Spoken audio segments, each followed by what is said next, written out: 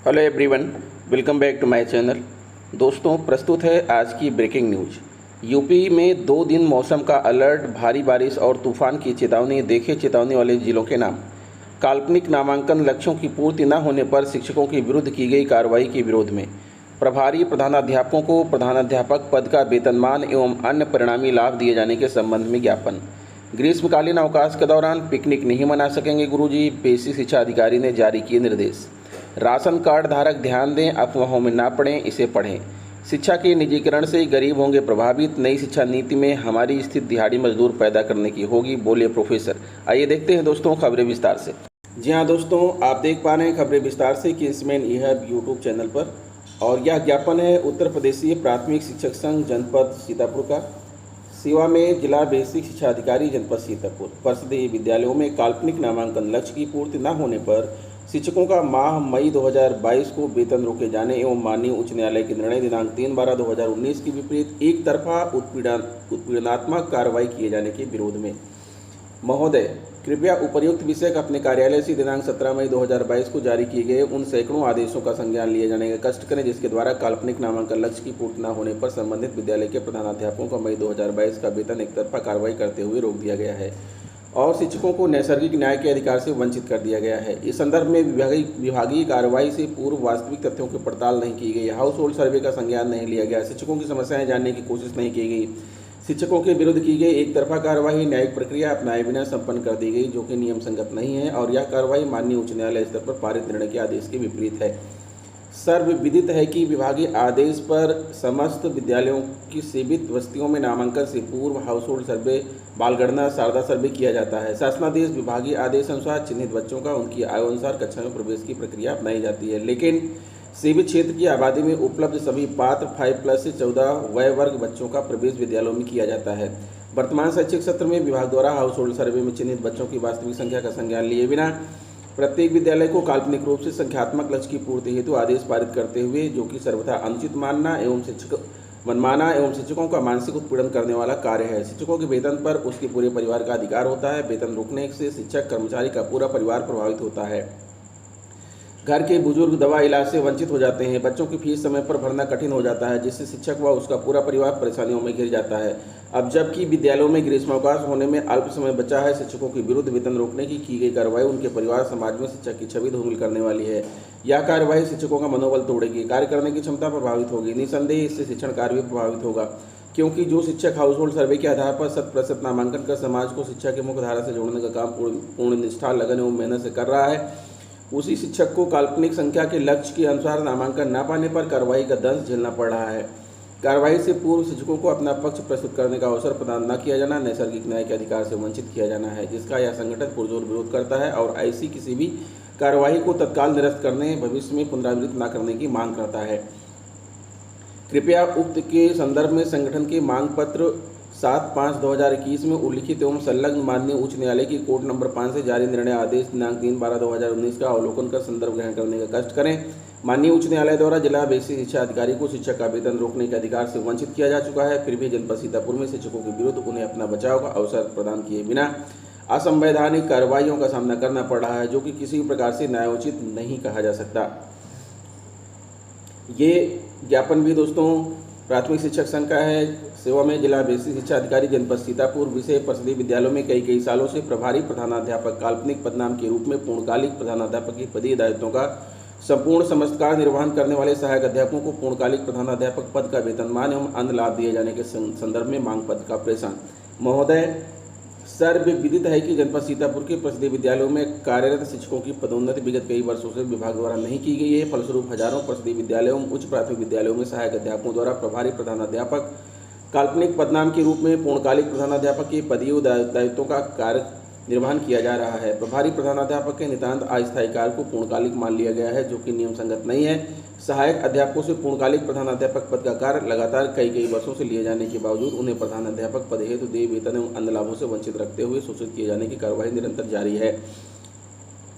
इस संदर्भ में सादर अवगत कराना है कि माननीय उच्च न्यायालय इलाहाबाद की कोर्ट नंबर 32 द्वारा गत दिनांक 19 मई 2022 को रिट याचिका संख्या 19,243/2021 में यह आदेश पारित किया गया है कि petitioner has approached this court with the grievances that he has retired from the post of officiating principal of the institution, but he is being paid pension on the basis of salary drawn by him as lecturer.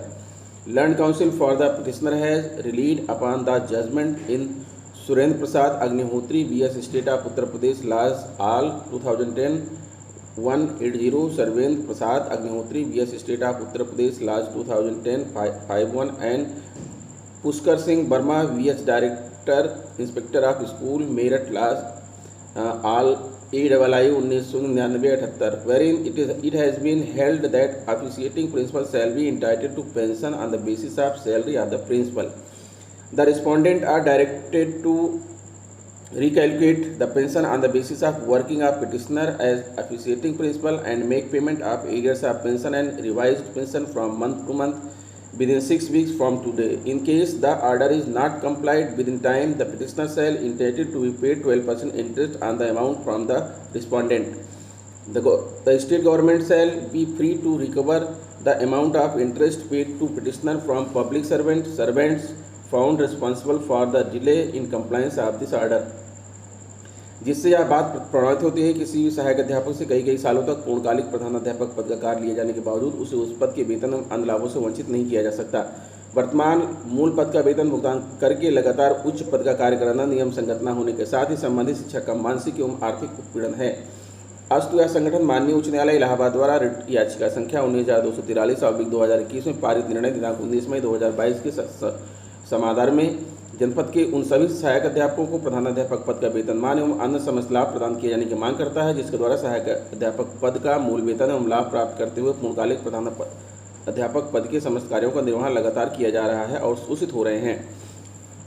संगठन पूर्णतः आशान्वित है कि आपके स्तर पर माननीय उच्च न्यायालय के उपरोक्त निर्णय दिनांक 19 मई 2022 का समाधान करते हुए जनपद के समस्त प्रभारी प्रधानाध्यापकों को प्रधानाध्यापक पद का कार्य करने के दिनांक से ही वेतनमान एवं अन्य समस्त लाभ प्रदान किए जाने हेतु तत्काल आदेश निर्गत करने की कार्यवाही संपादित की जाएगी। इस हेतु संगठन आपको अग्रिम रूप से धन्यवाद ज्ञापित करता है। संलग्न माननीय उच्च न्यायालय की वेबसाइट से प्राप्त पारित निर्णय आदेश दिनांक 19 मई 2022 की प्रति। ग्रीष्मकालीन अवकाश के दौरान पिकनिक नहीं मना सकेंगे गुरुजी, बेसिक शिक्षा अधिकारी ने जारी किए निर्देश। ग्रीष्मकालीन अवकाश के दौरान पिकनिक नहीं मना सकेंगे गुरुजी, बेसिक शिक्षा अधिकारी ने जारी किया निर्देश। कासगंज बेसिक शिक्षा विभाग के स्कूलों में ग्रीष्मकालीन अवकाश हो गया है। तमाम शिक्षक परिवार के साथ घूमने की योजना बना चुके हैं। इस बार उनकी यह योजना अधूरी रह सकती है। यदि स्कूलों में मिशन कायाकल्प के अलावा कोई अन्य कार्य प्रस्तावित है तो पहले उन्हें निपटाना होगा, इसके बाद ही विभाग उन्हें छूट दे पाएगा। बेसिक शिक्षा विभाग के स्कूलों में अवकाश हो गया, लेकिन तमाम स्कूलों में अभी शौचालय निर्माण, कक्षा कक्षों में टाइल लगाना, फर्नीचर, डेस्क बेंच, रसोई घर, बाउंड्री वाल सहित तमाम काम होना प्रस्तावित है। यह कार्य ग्रीष्मकालीन अवकाश खत्म होने से पहले ही होने हैं। इधर ग्रीष्मकालीन अवकाश होने के बाद शिक्षक परिवार के साथ घूमने की योजना बना चुके हैं। पिकनिक के लिए तमाम शिक्षकों की तैयारी है, लेकिन जिन स्कूलों के कार्य प्रस्तावित हैं उनके शिक्षक घूमने नहीं जा सकेंगे। उन्हें स्कूलों में पहले कार्य को प्राथमिकता देनी है, उसके बाद ही वो अगला कार्यक्रम तय करेंगे।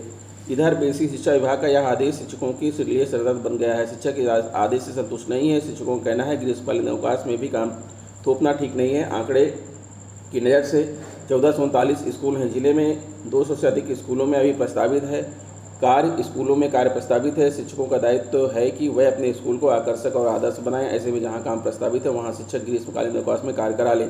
जरूरत के आधार पर स्कूल की व्यवस्था भी देखें। राजीव कुमार PSA। वर्तमान में राशन कार्ड समर्पण निरस्तीकरण के संबंध में मीडिया पर विभिन्न प्रकार की भ्रामक और तथ्यों से परे प्रसारित की जा रही खबरों का खंडन। वर्तमान में राशन कार्ड सत्यापन निरस्तीकरण हेतु की जा रही कार्रवाई के संबंध में इलेक्ट्रॉनिक एवं प्रिंट मीडिया द्वारा तथ्यों से परे एवं भ्रामक खबरें प्रसारित की जा रही हैं, जो कि आधारहीन एवं सत्य से परे हैं। प्रकरण में सत्यता यह है कि पात्र गृहस्थी राशन कार्डों की पात्रता अपात्रता के संबंध में शासनादेश दिनांक 7 अक्टूबर 2014 में विस्तृत मानक निर्धारित किए गए हैं। उक्त मानकों का पुनर्निर्धारण वर्तमान में नहीं किया गया है तथा पात्रता अपात्रता की कोई नवीन शर्त नहीं निर्धारित की गई है। यह भी स्पष्ट करना है कि सरकारी योजना अंतर्गत आवंटित पक्का मकान, विद्युत कनेक्शन, एक मात्र शस्त्र लाइसेंस धारक, मोटरसाइकिल स्वामी, मुर्गी पालन, गौ पालन, ट्रैक्टर ट्राली स्वामी होने के आधार पर किसी भी कार्डधारक को अपात्र घोषित नहीं किया जा सकता।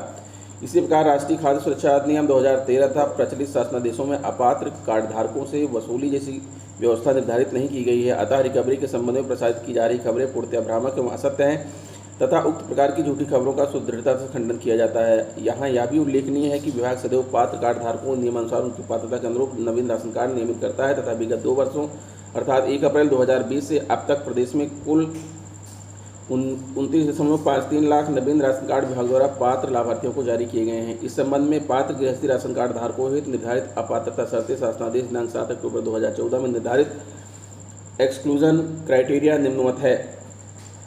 चयन सूची से निष्कासन का आधार एक्सक्लूजन क्राइटेरिया। पात्र गृहस्थी हेतु निर्धारित एक्सक्लूजन क्राइटेरिया शासनादेश अनुसार नगरीय क्षेत्र समस्त आयकरदाता ऐसे परिवार जिनको किसी भी सदस्य के स्वामित्व में 4 पहिया वाहन अथवा वातानुकूलन यंत्र, एयर कंडीशनर अथवा 5 kVA या उससे अधिक क्षमता का जनरेटर।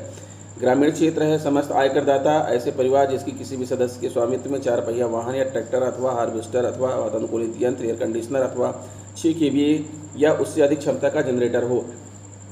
ऐसा परिवार जिसके किसी सदस्य के स्वामित्व में अकेले या अन्य सदस्य के साथ 100 वर्ग मीटर से अधिक का स्वार्जित आवासीय प्लाट या उस पर स्वनिर्मित मकान अथवा 100 वर्ग मीटर से अधिक कारपोरेट एरिया का आवासीय फ्लैट हो। ऐसा परिवार जिसके किसी सदस्य के स्वामित्व में अकेले या अन्य सदस्य के साथ 80 वर्ग मीटर या उससे अधिक कारपेट एरिया का व्यवसायिक स्थान हो। ऐसे परिवार जिनके सदस्यों के पास एक से अधिक शस्त्र लाइसेंस शस्त्र हो।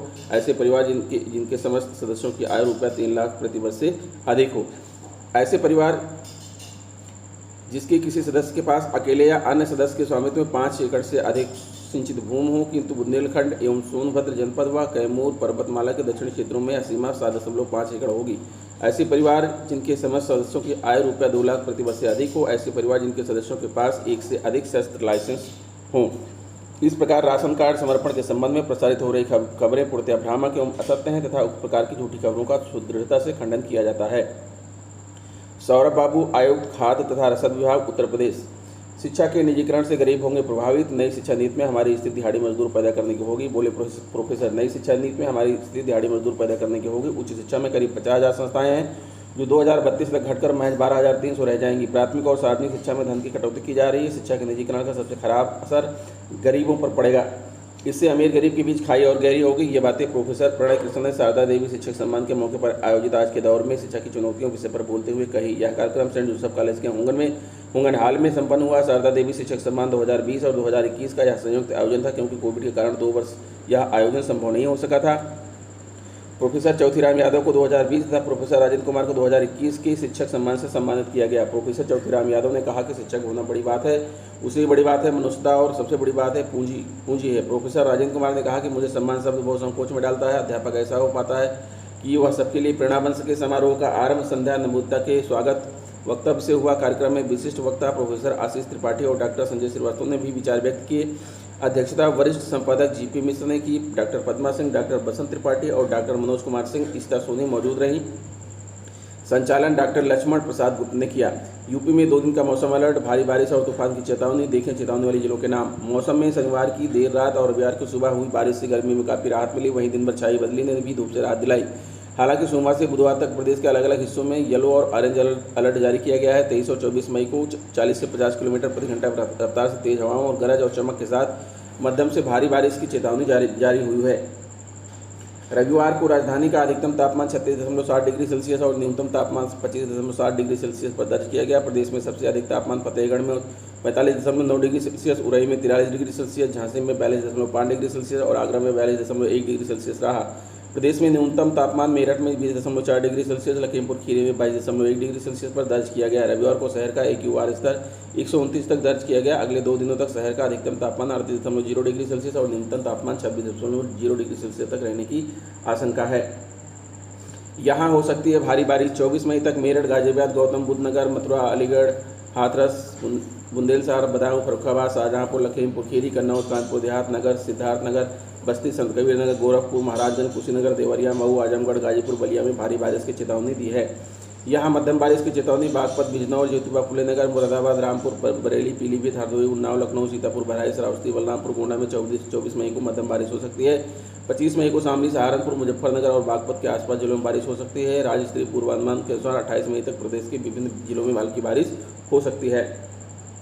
इन जिलों में ऑरेंज अलर्ट जारी हुआ। कुशीनगर, देवरिया, बलिया, मऊ, आजमगढ़, गोरखपुर, संत कबीरनगर, महाराजगंज, सिद्धार्थनगर, बस्ती, कौशाम्बी, चित्रकूट, बांदा, बहराइच, सीतापुर, हरदोई, लखनऊ, शाहजहांपुर, पीलीभीत, बरेली, बदायूं, एटा, मैनपुरी, फिरोजाबाद, आगरा, मथुरा, हाथरस, अलीगढ़, बुलंदशहर, गौतम बुद्ध नगर, गाजिया, मेरठ में 24 मई तक ऑरेंज अलर्ट के तहत गरज और चमक के साथ भारी बारिश और ओलावृष्टि की चेतावनी जारी हुई है। तो दोस्तों ये रहा आज का ब्रेकिंग न्यूज़। आशा करता हूँ वीडियो आपको अच्छी लगी होगी। अगर वीडियो अच्छी लगी तो प्लीज़ हमारे चैनल को सब्सक्राइब करके बेल आइकन को प्रेस कर दीजिए।